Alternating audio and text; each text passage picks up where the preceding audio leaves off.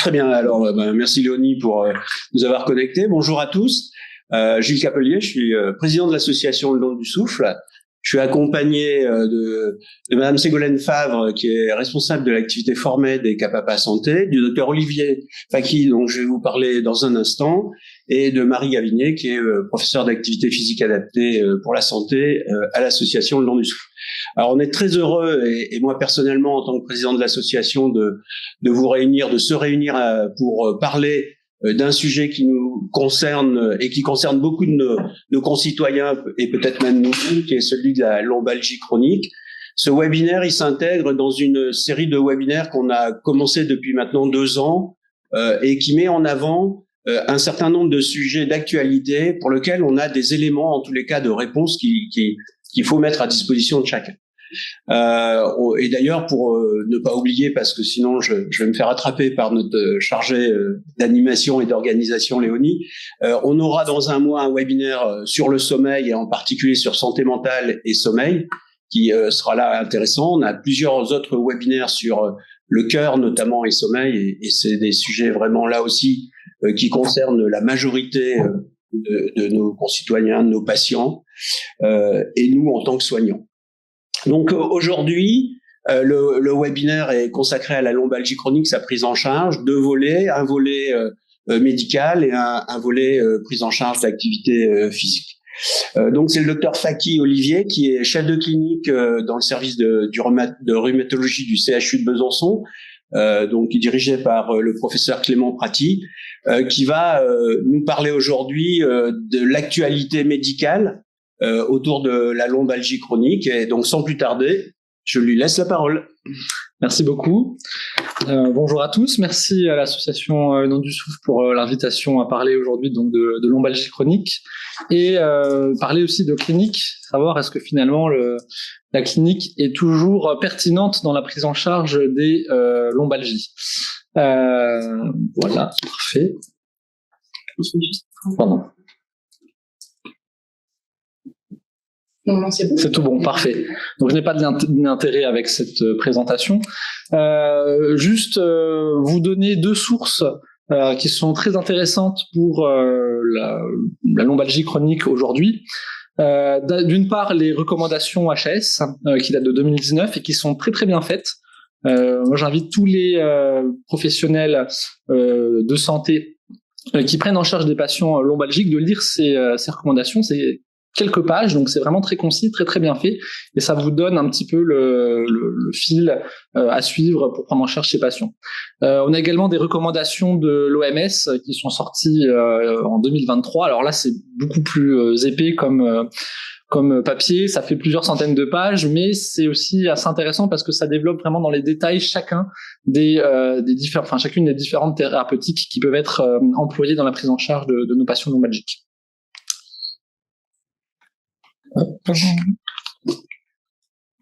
Alors, si ça va bien passer.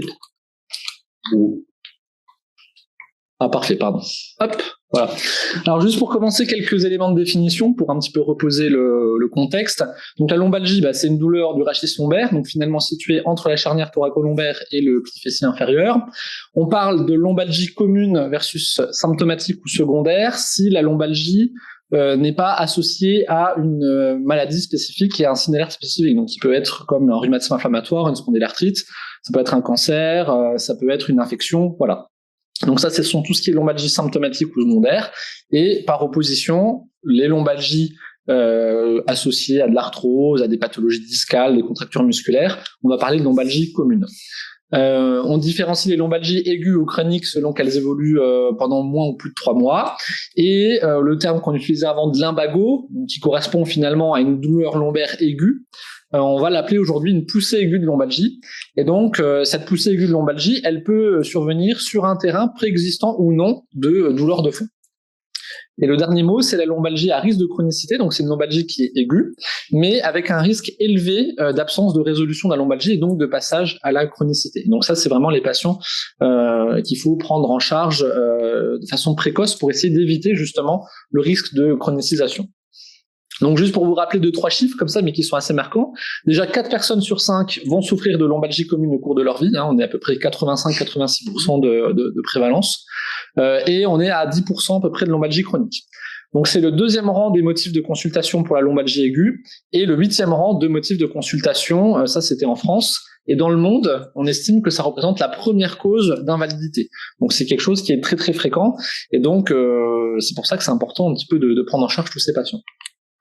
Alors la physiopathologie de la lombalgie de façon générale et commune, on va dire surtout, elle est très complexe parce que finalement elle fait intervenir de nombreuses structures qui sont situées à proximité. Donc vous avez des muscles, vous avez les fascias entre les muscles, vous avez des tendons qui s'insèrent à cet endroit-là, des ligaments qui permettent de rattacher les différentes vertèbres. Il y a des disques intervertébraux entre les différentes vertèbres.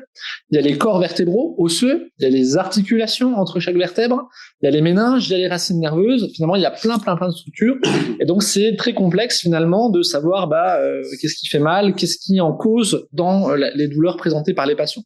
Ça, c'est sur le plan anatomique. Et en plus, par-dessus, vous avez toutes les problématiques de douleurs chroniques de façon générale.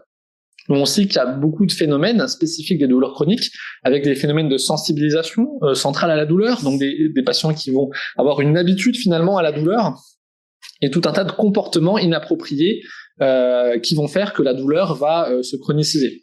Donc ça, il y a plusieurs schémas, plusieurs modèles qui ont été présentés, mais ça c'est un exemple assez simple. Vous avez une lombalgie, du coup les mouvements font mal, du coup on a peur de bouger.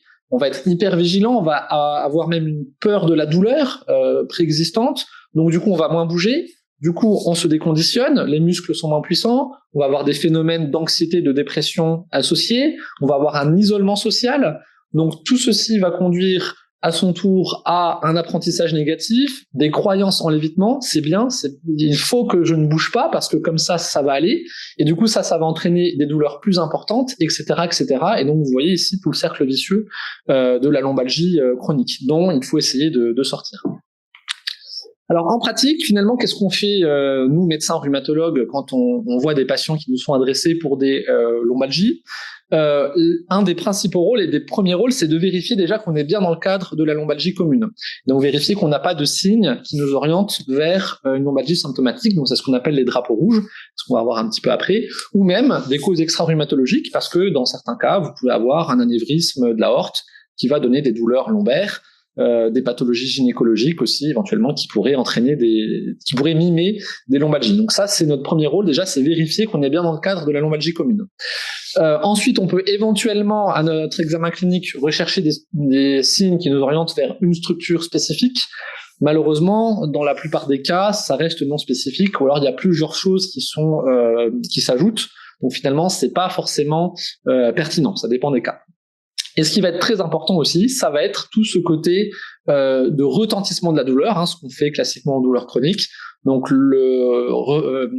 rechercher le retentissement de la douleur sur le sommeil, sur l'état de moral, sur la fonction, à la fois les activités de la vie quotidienne, le travail aussi, c'est très important.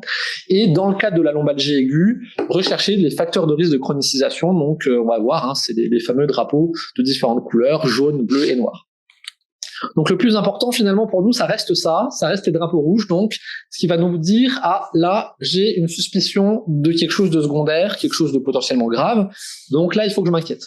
Donc finalement il y a des facteurs qui sont liés au terrain, un antécédent d'immunodépression, de toxicomanie, un antécédent personnel de cancer aussi, qui peut nous faire peur éventuellement, peut-être ce sont des métastases qu'on a au niveau rachidien. Un âge aussi de début des symptômes, s'il est précoce ou s'il est tardif, c'est un petit peu étonnant. Donc on peut avoir des lombalgies communes dès l'adolescence, notamment chez des patients qui ont déjà une activité professionnelle à un âge déjà précoce, donc ça peut arriver. Il faut quand même toujours se dire, est-ce qu'il n'y a pas quand même quelque chose d'autre de sous-jacent? Et pareil, on peut avoir des lombalgies discales ou arthrosiques qui commencent à un âge avancé, en tout cas plus de 55-60 ans, mais il faut toujours suspecter notamment des fractures vertébrales, notamment en cas de douleurs aiguës chez ces patients. L'interrogatoire aussi, si vous avez des douleurs qui sont de début très insidieux ou alors vraiment un plateau constant tout le temps, mais sur plusieurs semaines, plusieurs mois, ça c'est étrange. Une localisation multiple ou atypique, normalement la douleur, la clinique typique du lombalgique, c'est une douleur basse, lombaire, en barre. Si vous avez des douleurs très hautes, des dorsalgies associées, là ça doit quand même être inquiétant. Si les patients résistent à tous les traitements symptomatiques, ça c'est aussi pas commun. Et puis très très important, le caractère inflammatoire de la douleur, donc la présence de réveil nocturne, sans changement de position des patients, un dérouillage matinal prolongé, donc les patients qui ont une raideur de plus de 30-45 minutes pour se mettre en route le matin, ça doit aussi nous mettre la puce à l'oreille qu'il y a peut-être autre chose que simplement de l'arthrose ou une pathologie discale. Et puis à l'examen clinique, un patient qui a une altération de l'état général, une perte de poids inexpliquée, une fièvre, ça c'est très inquiétant aussi. En tout cas, ça doit nous mettre la puce à l'oreille.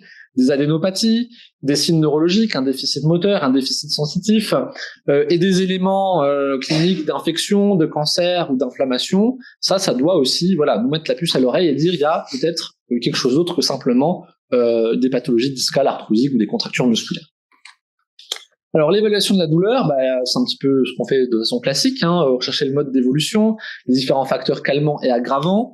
Demander une intensité de la douleur sur une échelle visuelle analogique ou une échelle numérique au repos, à l'effort. Et très important, ça doit être fait de façon systématique, c'est d'évaluer le retentissement de la douleur. Ça c'est même plus important finalement que savoir si le patient a mal à 2 ou 5 sur 10, c'est de savoir quel est le retentissement sur le moral, sur le sommeil, la vie quotidienne, à la fois professionnelle et personnelle, parce que finalement c'est ça qui va nous guider sur la prise en charge derrière, qui va nous donner les objectifs qu'on va se fixer ensemble avec le patient. Et puis ce qu'il faut évaluer aussi, c'est les comportements face à la douleur. On parlait tout à l'heure de comportements un petit peu inappropriés. Donc la kinésiophobie, la peur du mouvement, le catastrophisme, donc c'est des personnes qui vont dire c'est vraiment ça ne va pas aller, tout va aller pour le mal, etc., etc. Et donc on a différentes échelles, différents questionnaires qu'on peut utiliser pour évaluer ces différentes composantes. Voilà. Alors on peut aussi évaluer à la clinique, rechercher une raideur rachidienne, mais qui va pas forcément modifier notre prise en charge, les contractures paravertébrales qui sont fréquentes chez un grand nombre de patients et qui là pareil va pas non plus modifier trop notre prise en charge, qu'elles soient ou non présentes, et les irradiations. Bien sûr, là on se focalise sur les lombalgies sans irradiation dans les membres inférieurs, mais dans un certain cas, vous avez des lomboradiculalgies, par exemple, des lombosciatiques, des lombocruralgies, et donc là, il est intéressant de chercher une irradiation dans le membre inférieur. Pour le coup, la prise en charge de la lomboradiculalgie, donc que ce soit la lombosciatique, la lombocruralgie, est un petit peu différente quand même de la lombalgie chronique sans irradiation, parce qu'on a d'autres traitements, notamment médicamenteux, qu'on peut apporter. Juste pour vous dire, en termes d'irradiation dans les membres inférieurs, il ne faut pas se faire piéger. Toute lombalgie commune associée à une douleur dans une jambe n'est pas forcément une radiculalgie.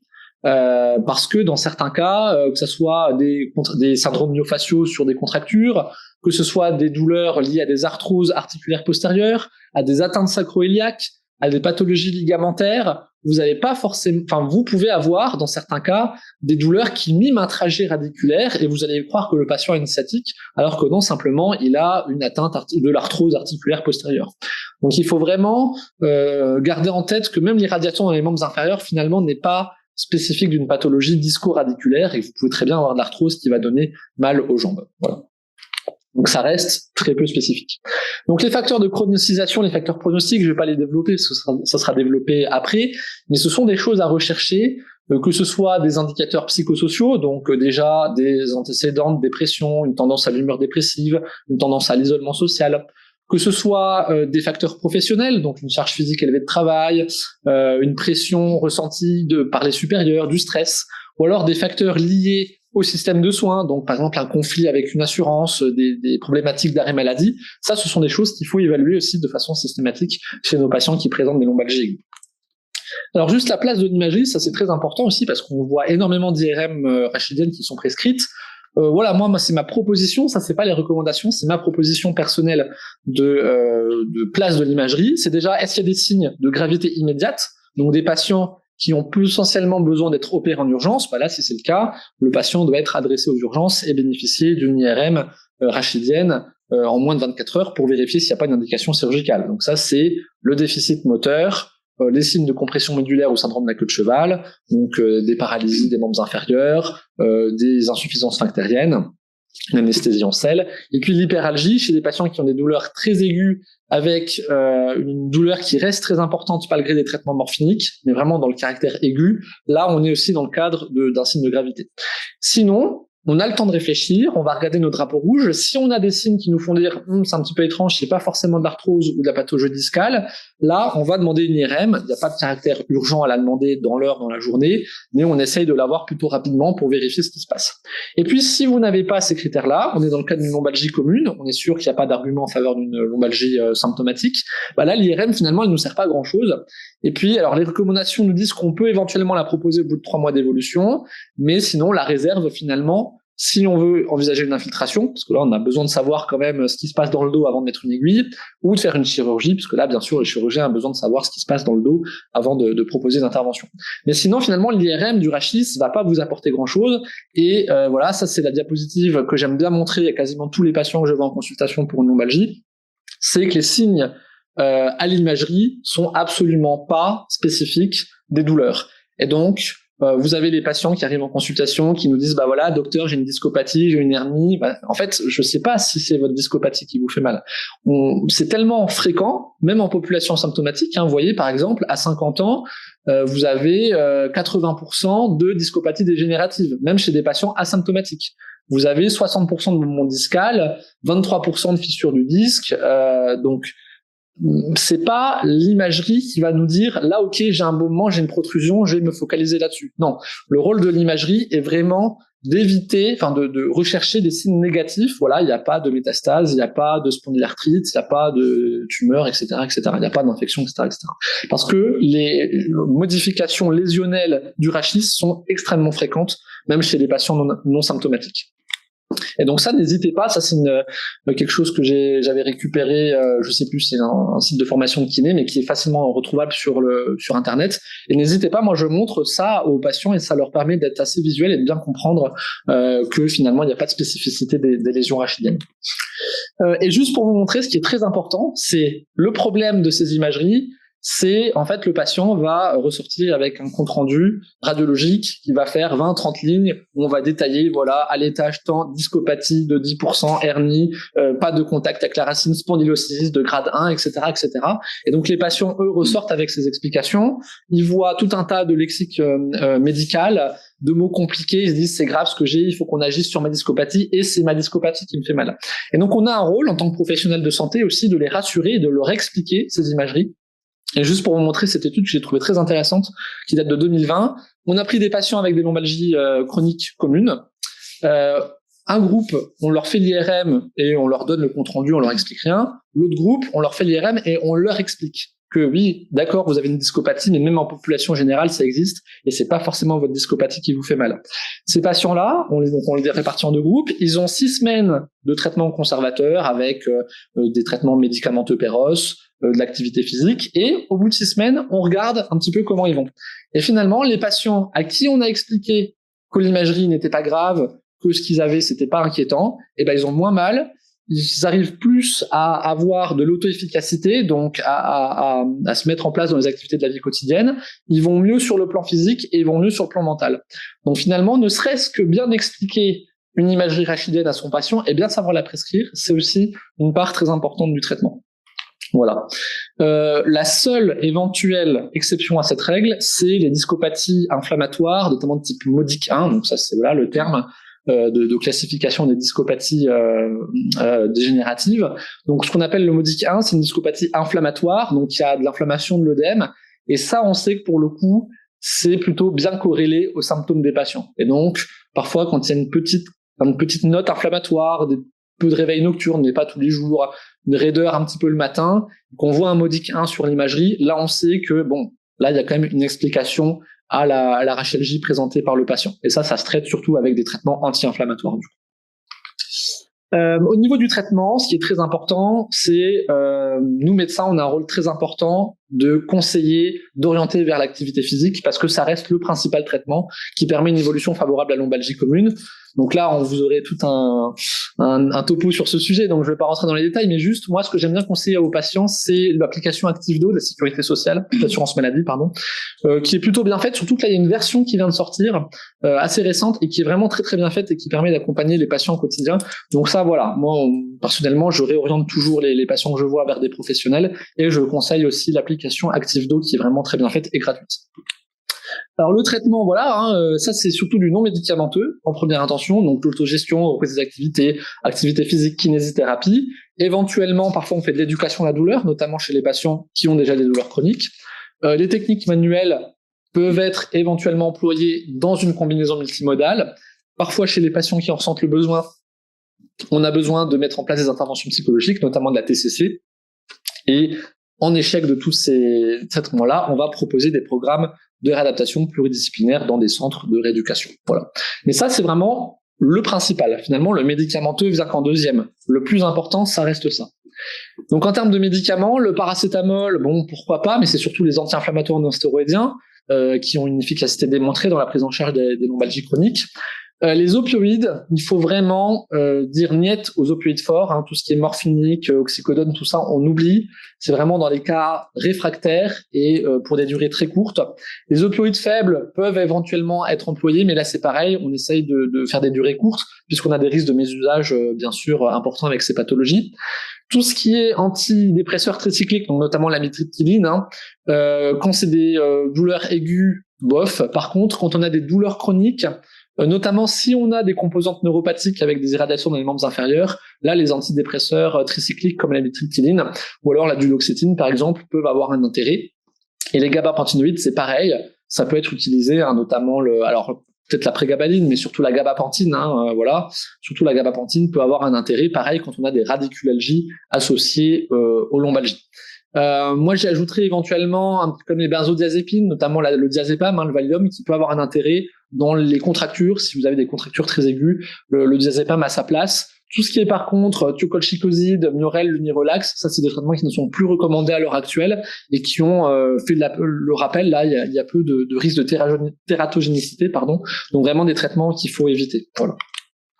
Et donc, très important, juste je finirai là-dessus, sur l'importance de la communication, ça fait partie du traitement. Toujours privilégier des messages positifs pour lutter contre les fausses croyances, on l'a vu dans le cercle vicieux tout à l'heure, les fausses croyances c'est très important. Donc toujours parler, voilà, c'est pas vous avez un disque déplacé, c'est vos discopathies qui font vos douleurs, non, voilà. C'est pas parce que vous avez mal que vous avez une maladie grave, vos vertèbres ne sont pas déplacées, votre dos est solide. Votre dos, c'est un processus normal de vieillissement. Ça ne veut pas dire que vous avez beaucoup d'arthrose, que vous avez le dos d'une personne de 90 ans, etc., etc. Là, vous avez un papier qui est tiré de la revue du rhumatisme et qui détaille bien, à la fois en termes de conseils, de traitement, d'explication de l'imagerie, les messages à bannir et plutôt les messages à privilégier. Et ça, je trouve que c'est vraiment très important pour la prise en charge de nos patients.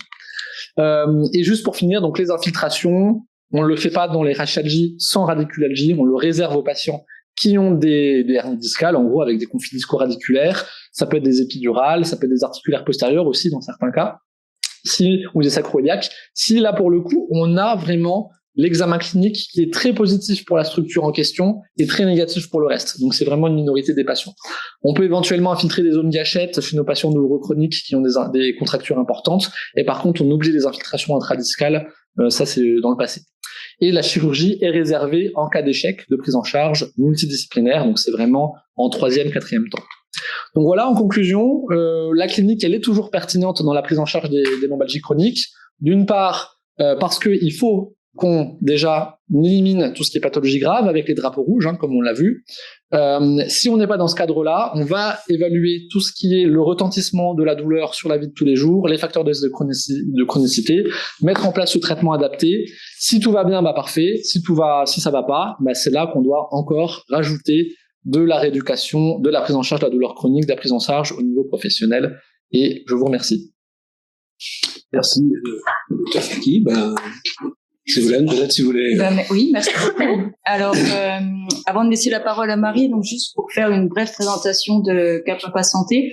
Donc, c'est une maison sport santé qui est au sein de l'association Don du Souffle depuis 2018. et elle est composée de 3 enseignantes APA, donc qui peuvent proposer des séances d'activité physique adaptées tous les jours de la semaine, avec des thématiques différentes puisqu'elles ont chacune des formations spécifiques. Donc on peut retrouver des thématiques comme APA et surpoids, Parkinson et puis perte d'équilibre. Donc n'hésitez pas à passer sur notre site internet pour avoir toutes les informations et le programme. Et je vais laisser donc la parole à Marie qui est une de nos enseignantes à la Maison Sport Santé Cap APA. Eh bien, bonjour à tous. Voilà, moi, je suis enseignante APA à la Maison Sport Santé, donc Cap APA Santé. Et je vais, alors, en complément du docteur Faki, il y aura pas mal de redites au départ que je passerai assez rapidement. Et nous, on va voir un petit peu les recommandations. Les recommandations pour la pratique d'une activité physique. Je vais faire déjà un premier point sur quelques définitions. L'activité physique par l'OMS, elle est définie comme tout mouvement corporel produit par contraction des muscles squelettiques entraînant une augmentation de la dépense énergétique. Donc tout simplement, l'OMS nous dit que même quand on est chez soi et qu'on fait de bricolage, la cuisine, qu'on se déplace, on est déjà dans du mouvement, dans de l'activité physique. Peu importe le lieu.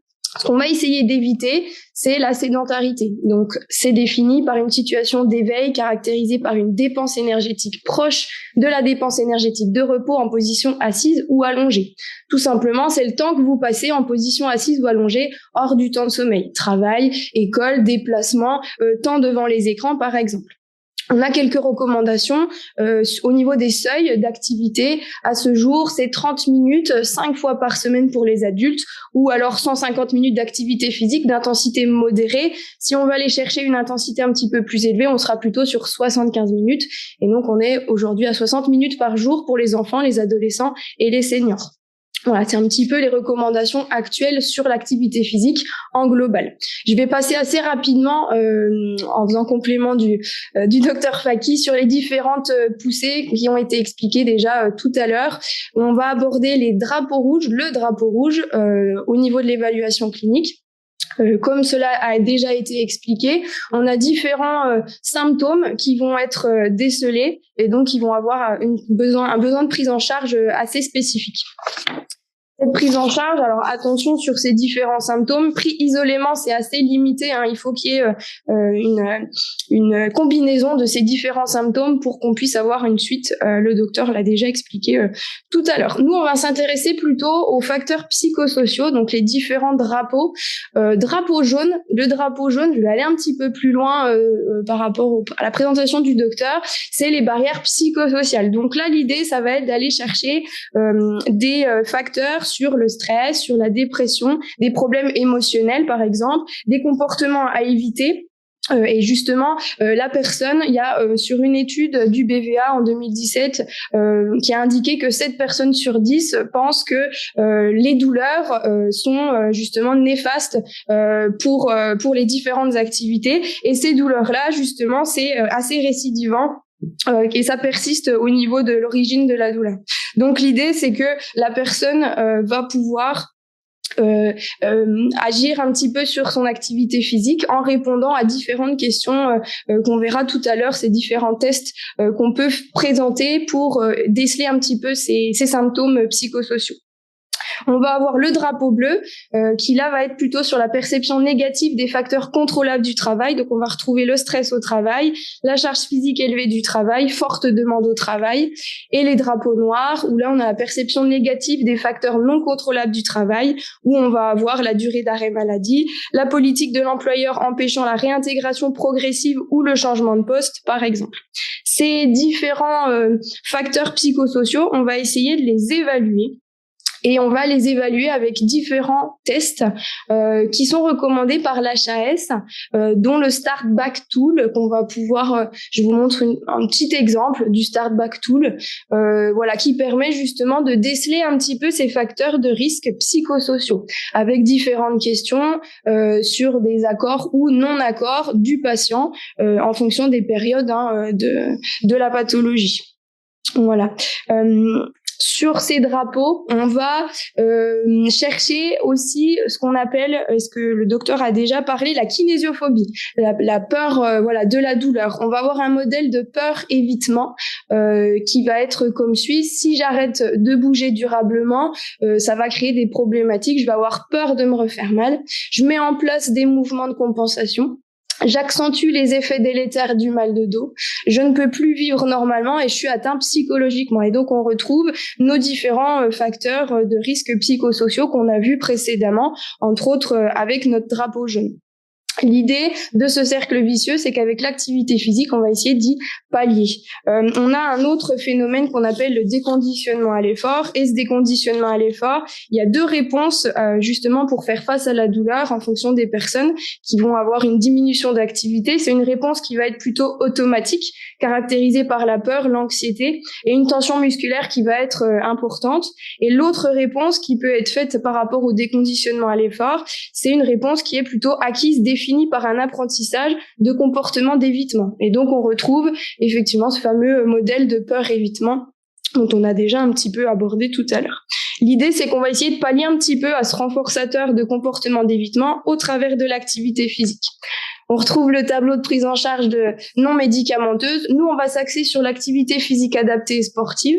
L'activité, elle doit être progressive et fractionnée selon la préférence du patient. On va mettre un point sur ce que le patient va avoir envie de faire. On va pas aller sur des activités que le patient ne va pas apprécier et on va aller chercher justement cette progressivité avec lui en fonction de ses douleurs. Parce que la douleur, ça peut être un terme assez générique, mais en fonction des personnes, c'est assez variable. On peut avoir deux personnes avec la même pathologie, mais qui n'ont pas du tout les mêmes ressentis au niveau de la douleur. Voilà. Ce qui va être important, c'est toujours ce diagnostic médical au préalable de la lombalgie commune avant d'avoir la pratique de l'activité physique. Sur les prescriptions, au niveau de l'HAS, donc de 2019, on est vraiment sur ces prescriptions-là actuellement. On est sur 4 niveaux et les niveaux vont dépendre du retentissement des différents drapeaux qu'on a vus tout à l'heure, les retentissements biopsychosociaux, et on va avoir aussi en fonction, le niveau va dépendre de la capacité du patient à suivre les recommandations. Donc, on a un niveau 1 qui est plutôt sur la rééducation. La réadaptation, ce sera dispensé par des professionnels de santé. Donc là, on aura plutôt des patients en post-chirurgie lombaire au cours des 6 premiers mois, arthrodèse, prothèse, etc. Des personnes qui ont aussi des signes neurologiques associés et un déconditionnement à l'effort dont on a parlé tout à l'heure, avec des arrêts de travail assez prolongés, donc un déconditionnement à l'effort assez fort. Donc ça, ce sera pour le niveau 1 sur la classification. On va avoir le niveau 2 et là donc nous on intervient un petit peu plus avec un programme spécifique en activité physique adaptée dispensé par l'enseignant APA avec des personnes qui ont une lombalgie chronique avec potentiellement des comorbidités ou alors des personnes qui ont une lombalgie chronique stabilisée avec un déconditionnement à l'effort assez faible et un retentissement biopsychosocial. Donc on retrouve encore nos drapeaux assez modérés.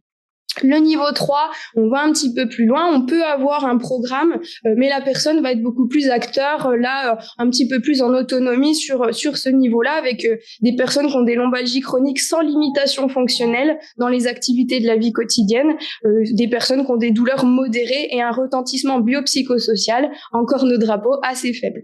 Et le niveau 4, là, on n'a pas forcément de limitation de pratique d'activité. On peut très bien, sans suivre de programme spécifique ni de rééducation, avoir une pratique d'une activité physique seule, pour en suivant les recommandations de l'activité physique classique. Voilà un petit peu ce que nous dit l'HAS en France. Au niveau de la littérature, avec des petites recherches, on a aussi un autre modèle qui vient plutôt des États-Unis. Je vous le montre parce qu'il est assez pertinent sur les différentes modulations et contrôles du mouvement, en tout cas dans l'activité physique. On retrouve en fait en fonction des douleurs, en fonction de l'appréciation de la douleur, différents axes d'exercice qu'on va pouvoir proposer. Par exemple, sur une douleur élevée à modérée, avec des symptômes assez fluctuants et un handicap assez important, on retrouvera plutôt des exercices directionnels de mobilité et de repos actif. sur des douleurs modérées à faibles avec un statut des symptômes stable et un handicap modéré. On va être vraiment sur la contrôle du mouvement, des exercices sensorimoteurs pour travailler un petit peu la proprioception voilà, et le sensoriel avec la personne, des exercices de stabilisation et de mobilité. Et sur les douleurs assez faibles ou absentes avec un statut des symptômes contrôlés et un handicap faible, on va essayer d'optimiser avec des exercices plutôt aérobiques qui vont développer la capacité cardio-respiratoire et endurance avec des tâches spécifiques dans le sport et éventuellement au travail. Voilà, ça regroupe un petit peu les différentes voilà, cibles d'activités que l'on peut proposer. Ça, c'est le modèle un petit peu au niveau des États-Unis, mais je referai un point un petit peu plus loin sur les recommandations françaises qui sont assez rattachées à ça sur les différents types d'exercices que l'on peut proposer en fonction des douleurs. Sur la prise en charge, on revient sur l'HAS. On va avoir plusieurs principes qui vont être très très importants quand on prend en charge une personne atteinte de lombalgie et autres pathologies, rhumato.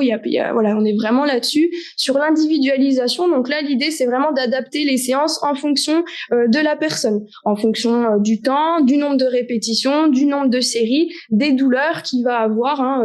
Ça peut être un jour une personne va avoir très très peu de douleurs et puis le lendemain on refait la même séance et les douleurs sont beaucoup plus importantes. Voilà, ça va vraiment varier en fonction de chacun.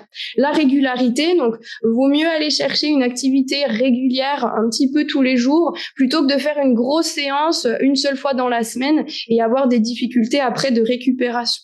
L'alternance, ce sera plutôt de varier les zones musculaires que l'on va aborder tout au long de la semaine, renforcement au niveau du tronc, membre inférieur, voilà pour les différentes zones musculaires et la récupération qui est tout à fait importante pour alterner un petit peu les exercices et ne pas sursolliciter son organisme.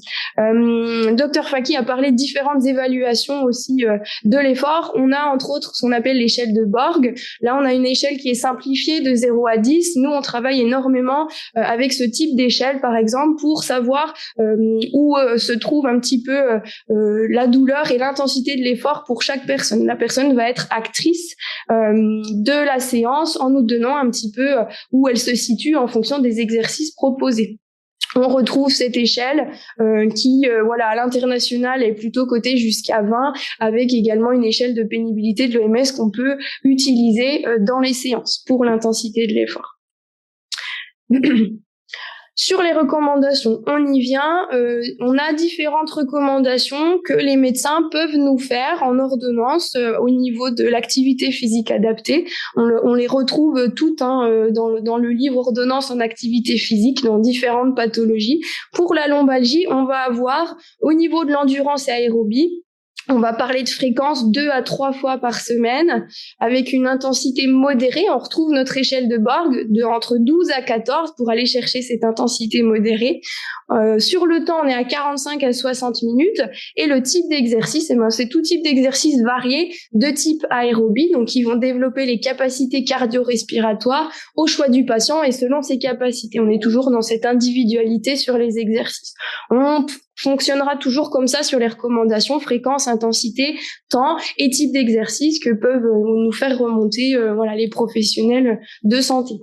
Au niveau de la force et endurance musculaire, on va retrouver sur la fréquence 2 à 3 séances de renforcement en alternance, en variant les zones de travail et de zones musculaires que l'on va aborder. On peut faire un complément avec des activités aérobiques. On abordera tout à l'heure quel type d'activités dans la littérature sont préconisées. L'intensité, donc, qui sera progressive pour atteindre une intensité modérée. On retrouve 12 à 14 sur notre échelle de Borg. Le temps, 8 à 10 exercices de renforcement musculaire du tronc, des membres inférieurs et supérieurs, à raison de 2 à 3 séries de 10 à 15. Ça, c'est une base de données, une base de recommandations. Effectivement, on fera attention en fonction des personnes et en fonction de l'état de la personne, des douleurs sur le jour actuel, de réduire ou augmenter un petit peu le nombre de séries et ou répétitions. Le type d'exercice, tout type d'exercice d'entretien ou activité physique permettant un renforcement musculaire. On verra juste après différents types d'exercices qui peuvent pallier un petit peu à ça. Dans les recommandations, on a également la souplesse.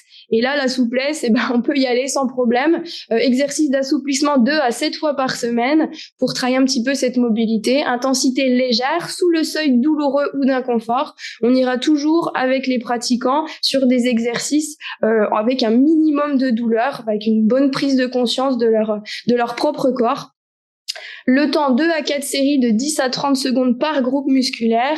Et donc, le type d'exercice, on peut avoir des exercices tactiques ou un petit peu plus dynamiques sur les grands groupes musculaires qui permettent de travailler aussi, la souplesse. On le verra juste après. On a des activités qu'on va appeler un peu corps-esprit qui vont très bien chercher ce type d'exercice. On fait un petit lien entre l'intensité de l'activité physique et le risque de lombalgie.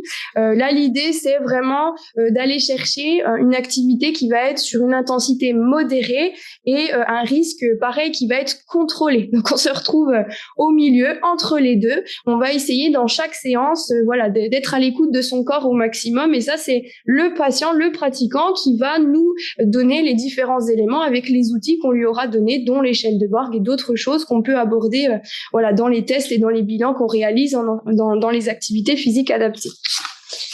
Au niveau je fais une petite synthèse parce qu'il y a énormément de littérature. La littérature est très abondante mais assez hétérogène sur les différents types de recommandations et activités.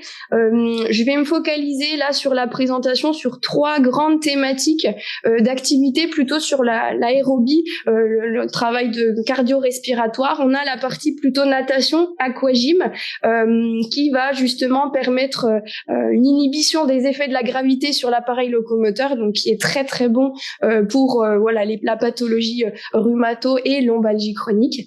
Les bénéfices, on va être sur des exercices thérapeutiques structurés avec des professionnels formés. La seule contrainte là sur les différents textes et les recommandations, c'est la nage du papillon en fonction des personnes. On décèle pas mal de difficultés, donc c'est toujours en individualité avec la personne en fonction des douleurs qu'on va pouvoir cerner un petit peu plus les différentes nages qui peuvent être abordées. On va avoir la marche nordique, par exemple, où là, c'est une des activités que je vous conseille, la plus simple à pratiquer, avec une amélioration des symptômes sur la marche nordique, supervisée par un instructeur, surtout au départ, pour bien comprendre la mise en place avec le haut du corps et le bas du corps. Donc là, pareil, on a pas mal d'études qui viennent appuyer un petit peu cette activité aérobique au niveau de la marche.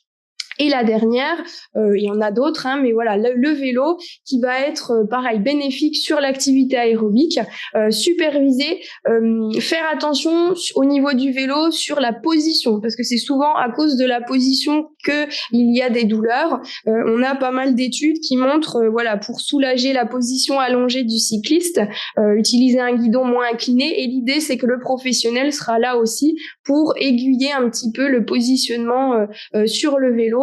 Pour permettre une activité aérobique sans créer des contraintes et des douleurs supplémentaires. On a d'autres types d'activités qui sont un petit peu plus en activité collective. On a pas mal d'études dessus sur le tennis et autres. Malheureusement, actuellement, c'est des études qui ne sont pas sur un bénéfice prouvé à 100%, avec les impacts qui sont quand même beaucoup plus importants sur ce type d'activité. Donc libre cours après à la personne de s'intéresser aux différents types d'activités et de voir avec des professionnels de l'enseignement et de l'activité physique adaptée pour déceler l'activité qui leur semble le plus adaptée pour eux. Donc ça, c'est plutôt sur les exercices de renforcement musculaire et capacité cardio-respiratoire aérobique. On va avoir d'autres activités qui sont, comme j'ai dit tout à l'heure, plutôt sur corps-esprit, où là, on va beaucoup travailler le renforcement musculaire en profondeur, la respiration et travailler également la souplesse. Donc, on a des études sur le tai chi, qui est plutôt un art de combat doux et sans contact, qui a des améliorations des douleurs sur des programmes bien spécifiques. On va retrouver également le yoga, différentes études sur le yoga, avec sur certaines études un type de yoga bien particulier pour utilisation de matériel spécifique et adapté pour des amplitudes réduites, par exemple avec des personnes qui ont de la lombalgie chronique, une mobilisation douce du rachis un petit peu dans tous les plans et la maintien des postures. Et puis donc ça va permettre d'améliorer les douleurs et l'incapacité à court et à long terme. C'est un petit peu l'avantage de ces exercices corps-esprit. Dans la même dynamique, on retrouve le Pilate qui va permettre justement avec le travail de la respiration et la concentration du renforcement de la région lombaire et des muscles centraux. On va travailler vraiment sur les différentes phases pour aller chercher du renforcement musculaire, de la conscience corporelle et puis de la souplesse sur les différents exercices. Et puis, on a également tout ce qui relate de la relaxation. Actuellement, on a beaucoup d'études qui sont en cours sur la relaxation pour permettre à des personnes qui sont douloureuses chroniques d'avoir un vrai relâchement au niveau des tensions musculaires, d'évacuer un petit peu la tension morale et diminuer les effets du stress. On retrouve dans ces pratiques corps-esprit nos différents drapeaux dont on parlait tout à l'heure, psychosociaux. On fait le lien avec ce qui se passe un petit peu dans la vie quotidienne de la personne sur le stress, sur les différentes problématiques plutôt psycho pour justement aller un petit peu plus loin. L'activité, elle est là aussi pour ça. Voilà.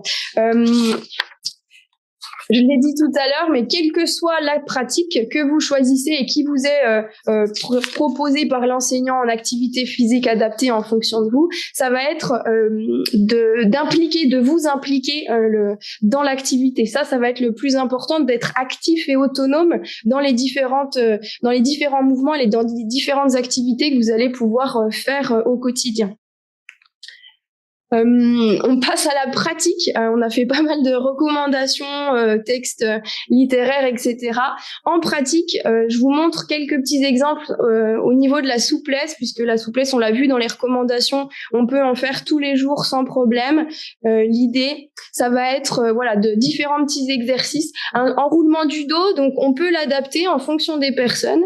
L'idée, c'est de le travailler sur la respiration. On prend une grande inspiration et dans le souffle, on réalise le mouvement. Et en fonction des douleurs, sur chaise ou debout, on peut même aider avec un appui supplémentaire vers l'avant quand on est debout. C'est surtout au niveau de la remontée qu'il va falloir faire attention pour ne pas trop perturber le système vestibulaire. Au niveau de votre équilibre, remonter la tête le plus lentement possible. Par exemple, c'est ce type d'exercice. Au sol, on va avoir des exercices qui sont repris un petit peu yoga et pilates. C'est des postures qui se ressemblent beaucoup. Sur la posture de l'enfant avec les bras à l'avant, les fesses rapprochées des pieds en fonction des amplitudes de chacun. L'idée de ces exercices, c'est de pas aller chercher une douleur insupportable. On pense toujours à être à l'écoute de son corps et bien caler sa respiration parce que grâce à la respiration, on amène l'oxygène dans les muscles et ça va aider à relâcher un petit peu les tensions. Le sphinx sur le ventre avec justement le haut du corps qui va être un petit peu décollé pour chercher l'extension au niveau du dos. On va avoir pour les muscles du tronc la posture du chat qu'on peut appeler différemment en fonction des pratiques. Le dos rond, le dos creux, toujours sur la respiration en fonction des douleurs, c'est vraiment important. Adaptation sur chaise, ça peut très bien se mettre en place au bureau. L'idée c'est vraiment d'aller chercher ces mouvements régulièrement toute la journée. Je passe assez rapidement. Exercice pareil de torsion un petit peu sur le dos avec les jambes d'un côté en petit balancier. Si c'est douloureux au niveau des hanches, on reste toujours à l'écoute de son corps. Étirement au niveau des membres inférieurs. Sur toute la chaîne postérieure, qui va rechercher au niveau de la fesse. Avec aide d'élastique au besoin, n'hésitez pas à utiliser du matériel. Voilà un petit peu pour les exercices et je terminerai là-dessus. Des petits messages clés. L'activité physique, c'est un des traitements principaux qui permet une évolution favorable de la lombalgie et d'éviter une récidive. On l'a vu dans les préconisations et recommandations. La prise en charge globale, elle doit être centrée sur le patient. Ça, c'est vraiment, vraiment important. Avec le vécu et le retentissement de la douleur de la personne, physique, psychologique et socio-professionnelle pour les personnes qui sont en activité. Et puis, on va essayer de diminuer le temps total de sédentarité à moins de 7 heures par jour. L'idée, c'est vraiment de bouger au maximum pour limiter les douleurs. Et puis, petite citation d'un chercheur neurologue, en apprenant à analyser ce que l'on ressent, on réussit progressivement à agir sur son corps et à corriger certains troubles de santé. Voilà, merci. Merci beaucoup. Merci à nos deux orateurs parce que je pense qu'on ressort avec quand même peut-être un certain nombre d'idées reçues qu'on va mettre de côté. Et puis avec un vrai programme, puisque 4 sur 5, c'est-à-dire là on est 5 dans la salle, donc voilà, les 4 devant vous, on a un peu mal au dos, moi j'en fais partie, et j'étais très attentif à ce qui a été dit. Léonie, je ne sais pas s'il y a des messages dans le chat, s'il y a des questions. Juste pour rappeler 2 choses. Un, c'est que c'est enregistré, donc éventuellement ça permettra aussi à chacun de le revoir tranquillement, mais aussi de donner l'information à des personnes qui l'auraient pas vu passer l'information ou n'auraient pas pu assister au webinaire. La deuxième chose, c'est que vous avez le chat pour pouvoir nous poser des questions si vous le souhaitez. Alors moi, au fur et à mesure que je vous ai écouté, m'en suis noté plein de questions non pas parce que c'était incomplet, mais parce que ça soulève des questions. Vous avez dit, Dr Fakki, que vous avez un intérêt particulier pour la douleur.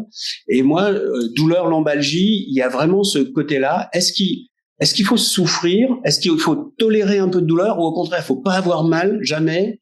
Comment est-ce qu'on appréhende cette douleur? Est-ce que un peu de douleur c'est normal ou je dois jamais avoir mal ou comment est-ce qu'on vit avec cette douleur du dos? Alors après il y a 2 choses. Quand on est dans le cadre des lombalgies chroniques et qu'on est vraiment dans une situation de douleur chronique avancée, des fois c'est difficile de promettre le 0 douleur 24 heures sur 24 à tous nos patients, et on essaie justement de se fixer des objectifs par rapport à leur vie professionnelle ou personnelle. Ça peut être passer plus de temps avec ses enfants, permettre de faire des activités, reprendre une activité sportive qui a été arrêtée par le passé parce que les douleurs sont arrivées. Et par contre en termes de réalisation d'activité physique, on peut conseiller éventuellement, je sais pas si vous serez d'accord avec moi, mais la règle des 2 tiers, c'est-à-dire on a une activité qui fait mal quand on la fait 15 minutes. Par exemple, je fais 15 minutes de vélo, j'ai mal au bout de la 15e minute, et je fais 2 tiers. Donc vaut mieux faire 10 minutes de vélo de façon régulière plutôt que 15 minutes, avoir mal et souffrir pendant 2-3 jours et après être au repos. Donc vaut mieux faire peut-être un petit peu moins pour ne pas avoir de douleur, mais de façon plus régulière. Et petit à petit, du coup, on va augmenter son seuil à la tolérance de la douleur. Et c'est comme ça qu'on va pouvoir gagner en fonction. Mais si j'ai bien entendu quand même, et parce que c'était dans ma tête, c'était pas bien clair. Moi j'avais la notion, il faut pas avoir mal. Il faut pas tolérer la douleur, mais en fait là on va apprivoiser la douleur. Oui, plutôt. C'est exactement ça. Il faut pas avoir peur de la douleur. Il faut pas avoir peur qu'elle survienne. Il faut pas avoir peur de bouger, parce que c'est au contraire, c'est ça qui va pérenniser les phénomènes douloureux. Donc au contraire, il faut bouger. Ça c'est vraiment le message clé, c'est il faut bouger. Ok. Et je reste toujours sur cette notion de douleur. Donc aujourd'hui, la douleur, ça semble quelque chose qu'on n'appréhende pas. On ne sait pas la mesurer. On n'a pas de test biologique. Oui, tout à fait. Et justement, c'est ma question. Est-ce que on a des moyens malgré tout de détecter la douleur? Est-ce qu'une IRM fonctionnelle? Est-ce qu'il y a des marqueurs dans le sang qui font dire que lui, il a vraiment mal? Est-ce qu'il y a des opioïdes circulants, des je sais pas quoi? Alors si on reprend la définition de la douleur actuelle, le premier mot c'est une expérience. Donc il faut bien différencier la nociception, qui est le phénomène neurobiologique où on a des nocicepteurs qui vont s'allumer, le message va être transféré au niveau du cerveau et le cerveau va dire aïe. Ça, c'était ce qu'on disait un petit peu avant. Mais aujourd'hui, on sait que c'est très, très complexe. Il y a beaucoup de mécanismes de régulation ascendant, descendant au niveau du système nerveux et qui font que la douleur est une expérience. Et aujourd'hui, on arrive à mesurer la nociception, mais mesurer une expérience, c'est beaucoup plus compliqué. Donc, on a des travaux, effectivement, d'IRM fonctionnels qui se font, mais qui ne permettent pas aujourd'hui de visualiser, de mettre en place vraiment de façon de visualiser de façon précise et significative douleur oui ou non. Parce que c'est pas dépister les simulateurs, quoi. C'est compliqué. Bon, c'est pas ce qu'on cherche, parce qu'on se doute qu'à 4 sur 5, il y en a quand même beaucoup de nos concitoyens et nous-mêmes qui ont mal. Il y a une question sur la page, je sais pas si Marie veut la question c'est bonjour, est-ce que les séances APA sont remboursées? Actuellement, les séances APA ne sont pas remboursées par la sécurité sociale, mais par contre, chez nous, on est conventionné avec le réseau Sport Santé, ce qui permet d'avoir des tarifs dégressifs sur 3 années. La première année à hauteur de 50% 20% au maximum 100 €, la deuxième année 70 € et la troisième année 10%. Et donc grâce à ça, ça permet de rentrer dans une dynamique de régularité. Et je rejoins le docteur, du coup, effectivement, il faut aller chercher cette régularité, trouver des exercices qui limitent vos douleurs et essayer d'en faire un petit peu tous les jours pour aller effectivement chercher un petit peu plus loin sur l'activité. Mais voilà, à ce jour, on est là-dessus. Certaines mutuelles peuvent aussi prendre en charge à hauteur différente. Il faut se renseigner auprès des mutuelles de chaque personne pour avoir un petit une aide financière. Il y a effectivement et c'est vraiment un sujet important et peut-être qu'il y a un travail à faire et là aussi que ce soit médical ou des professionnels de l'activité physique auprès des caisses de la Sécu notamment, mais aussi auprès des mutuelles. La prise en charge de ces séances, elle peut avoir aussi un bien fondé sur la reprise du travail, sur le confort de vie, sur la consommation médicamenteuse. Donc finalement, et moi j'avais cru comprendre dans d'autres domaines que la lombalgie, si aujourd'hui l'APA était un médicament, il y a bien longtemps que les entreprises du médicament se seraient précipitées pour le commercialiser. Donc c'est quand même ça qui est assez choquant. C'est qu'on a aujourd'hui à disposition, grâce à justement au boulot qui est fait au quotidien, un moyen qui finalement a peu d'effets secondaires, on pourrait dire, quand même, c'est vrai qu'on peut peut-être glisser sur une peau de banane, mais bon, mais en faire de l'activité physique, c'est quand même un moyen qui aujourd'hui a peu d'effets secondaires quand c'est encadré, et c'est vrai qu'il n'y a pas ce regard-là de la prise en charge. Alors, vous l'avez rappelé. L'autre chose, c'est qu'il y a un décret, mais qui du coup est pas passé pour l'instant, qui était en discussion sur le remboursement justement des séances d'APA dans un certain nombre de situations de prescription médicale, puisqu'il y a d'autres situations que la lombalgie, et on espère bien que ça puisse voir le jour. Alors moi, j'ai une question pour vous, Marie, parce que c'est super, parce que du coup, tous ceux qui nous écoutent et qui vont adresser des patients avec des lombalgies, il faut qu'ils viennent 5 à 6 fois par semaine chez nous, faire du sport régulièrement, etc. Donc, j'ai entendu en même temps qu'il y a des applis sur son téléphone. Voilà, je suis tout seul dans mon coin, dans mon salon, je fais un truc. Qu'est-ce qui est bien finalement? Faut le faire tout seul, faut le faire en groupe, faut faire des deux. Comment vous envisagez-vous de proposer aux adhérents, aux patients, une vraie prise en charge? C'est un mix. Qu'est-ce qu'il faut faire? Alors, personnellement, ce que je préconise, c'est qu'il y ait quand même un regard déjà d'un enseignant APA au départ pour corriger certaines postures dans certains exercices et au préalable, peut-être effectivement aller chercher des exercices un petit peu à la maison. Disons que on revient toujours à la même chose, c'est que ça va dépendre des personnes. Certaines personnes vont vraiment apprécier le côté collectif et donc là, ça rentre vraiment nous dans ce qu'on peut réaliser ici au sein de Capapa Santé. On va être dans du collectif et certaines personnes préfèrent plutôt être tranquilles à la maison. Donc, ça peut aussi être, et ce qu'on fait aussi ici, des séances individuelles où on va chercher un bilan spécifique à la personne pour voir un petit peu où elle en est, au niveau physique et psychologique. Et une fois que le bilan est réalisé, avoir quelques séances pour aiguiller un petit peu les différents exercices et après pouvoir laisser libre et de l'autonomie à la personne. Je sais pas ce que vous en pensez. Oui, tout à fait d'accord. Hein. Mais voilà, en tout cas, ça peut être un point en fonction des personnes. Collectif, peut-être que ça correspond vraiment aux gens et d'autres. Dans l'idée, pour rester dans les recommandations, effectivement, si la personne vient plusieurs fois en collectif la semaine, il faudrait que chez elle puisse quand même continuer à faire quelques exercices et les exercices qui lui sont pas trop douloureux pour justement continuer à avoir une certaine mobilité. C'est peut-être des programmes à mettre en place. Ouais. Alors, il y a une question, je ne sais pas à qui elle s'adresse, peut-être les deux, sur les cures thermales peuvent-elles être bénéfiques? Alors, il n'y a pas de recommandation forte en faveur de l'emploi des cures thermales. Faut savoir que les cures thermales, en fait, c'est un bénéfice, mais qui n'est pas simplement éventuellement lié à l'eau thermale riche en minéraux, mais aussi tout le côté, en fait, de la prise en charge biopsychosociale. Déjà, on s'éloigne de son milieu habituel, on n'est pas au travail, on est peut-être à distance, on va dans le sud pour faire sa cure. Donc déjà, il y a un côté où sur le plan moral, on souffle un peu. Il y a le côté aussi un petit peu bien fait avec les différents massages, les différentes thérapeutiques qui sont utilisées dans la cure thermale. Donc oui, il peut y avoir un certain bénéfice à la mise en place d'une cure thermale. Après, il faut aussi que les patients aient les moyens financiers de pouvoir y accéder et le temps de pouvoir y accéder. Donc pourquoi pas pour un certain nombre de patients. Alors, c'est bien parce que j'allais dire, n'hésitez pas à utiliser le chat. Et là, il y a une autre intervention sur les thérapies manuelles dans la prise en charge des lombalgies communes. Je lis. Je vous invite à prendre connaissance de l'étude clinique parue dans la revue Médecine Médicaments. Les résultats montrent que ce type d'approche s'avère bénéfique sur de nombreux paramètres en complément de l'activité physique, entre kinésithérapie et autres techniques psycho-corporelles, yoga, relaxation, sophrologie. Donc c'est l'apport des thérapies manuelles. Est-ce que c'est toujours en fait multidisciplinaire. Il faut combiner plusieurs choses.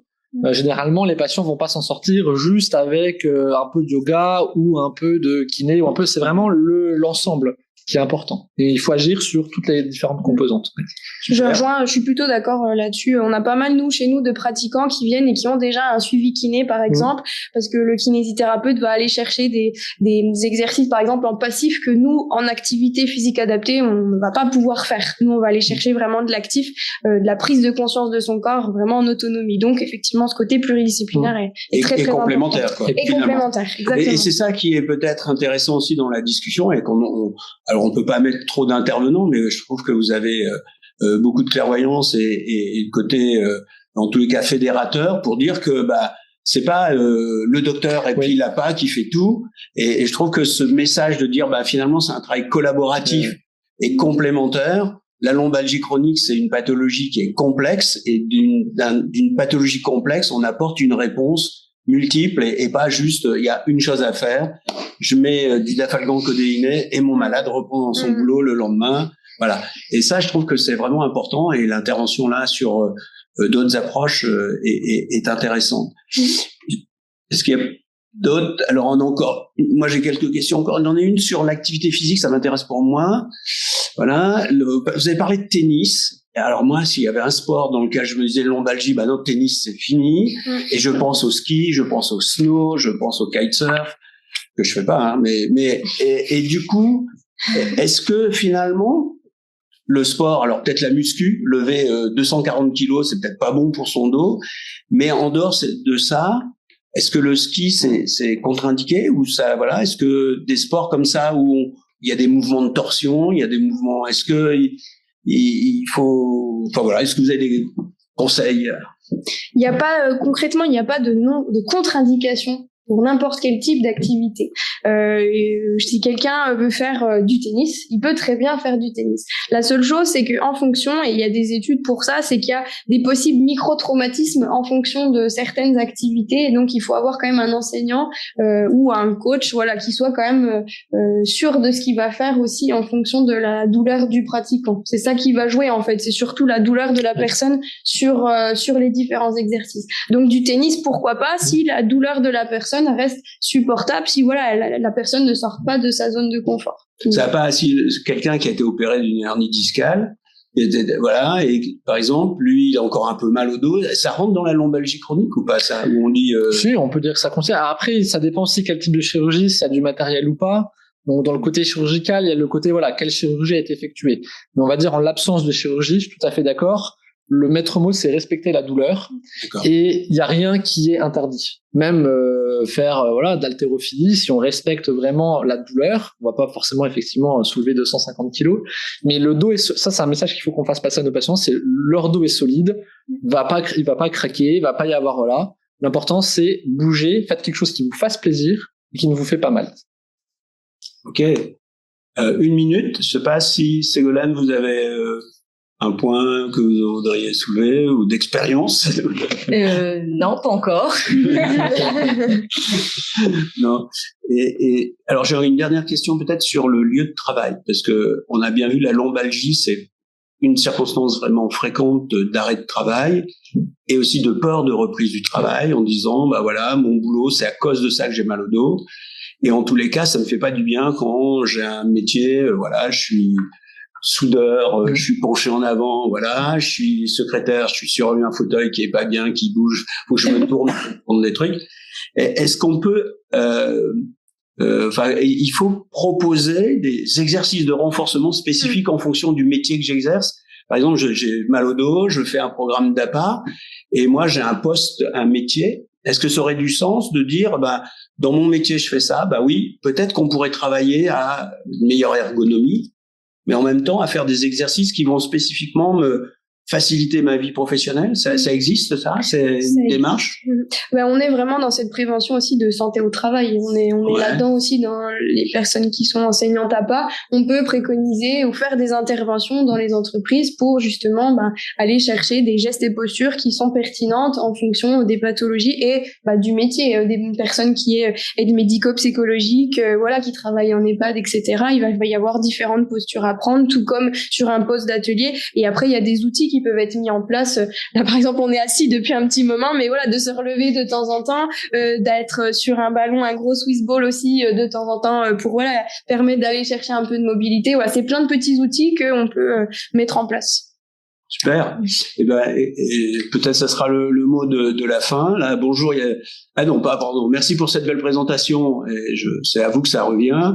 On a l'impression que ça concerne juste les personnes âgées, mais tout le monde est concerné. Je l'ai eu récemment, c'était juste passager, étant assis au boulot à longueur de journée, j'ai pris conscience de bouger de temps en temps.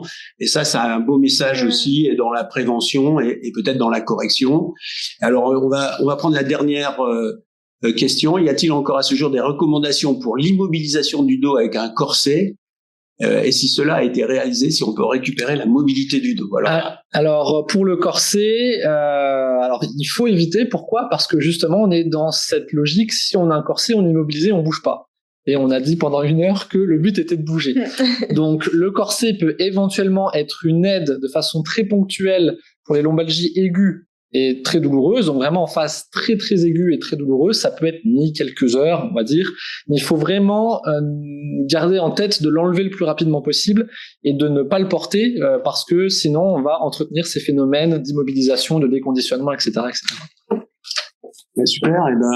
En tous les cas, on va peut-être clore là cette séance cette session. Merci beaucoup. Il y aura certainement un suivi parce que je pense qu'il y a d'autres choses qu'on pourrait discuter et qui pourraient aider à la prise en charge des patients, de nos concitoyens, de nous-mêmes. Donc merci beaucoup pour cette séance, pour l'animation et pour la clarté de vos exposés. Je rappelle à nos spectateurs, auditeurs que dans 1 mois, on aura un autre webinaire sur le sommeil de l'enfant, sur la santé mentale. C'est dans le cadre des journées nationales de la SFRMS, la Société française de recherche en médecine du sommeil. Et là aussi, l'enfant, comme on avait dit récemment, sommeil des enfants, cauchemar des parents. Et probablement que là aussi, on n'a pas parlé du sommeil et du dos, mais on aurait pu, parce qu'il y a clairement aussi un lien. Ce sera peut-être justement un prochain webinaire. Merci à tous de nous avoir suivis sur la chaîne DDS. Merci Léonie.